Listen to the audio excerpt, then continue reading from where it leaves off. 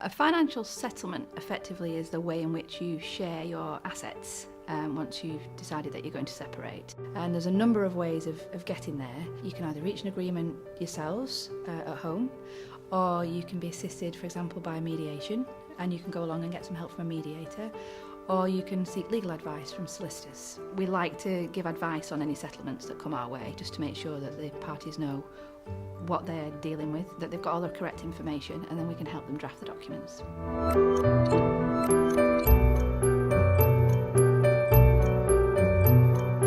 First of all, before someone starts trying to reach financial settlement, they need to know what's in the pot, because a financial settlement effectively is how you're going to divide the pot, and you can't do that unless you know what's in it. So if you're doing it at home, you may already know what the other person has.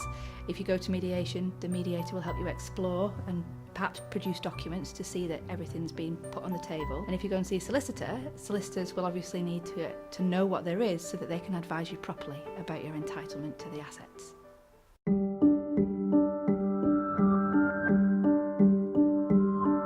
If you're looking for an order, then you need to be in court, either by agreement or because you haven't been able to reach that agreement and you need the assistance of the judge. There's a range of orders that the court can make. Obviously there's statute and there's certain things that the court can do. So they can make orders relating to property, they can sell it or they can transfer it to one of the parties. And they can make orders for lump sums, so you can get some money. One person might get the money, one person might get the house, depending on what you want to do. And then there's orders about income, spousal maintenance, and lastly there's orders about pensions, about sharing your pensions. And there's lots of different things that the court can order, and there's certainly lots of different things that you can agree as well.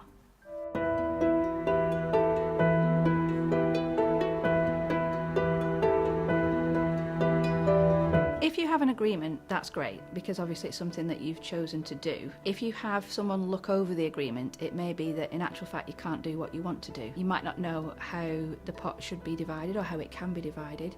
So solicitors will just make sure that you have all the information and all the documents that you need to enable you to reach a settlement. Drafting an order is quite technical. The court do provide precedents to assist you if you want to do it yourself, but drafting a document is quite difficult, and solicitors obviously have a lot of practice and a lot of experience in relation to that, and they can tell you the best way in which to put into place what you've actually agreed.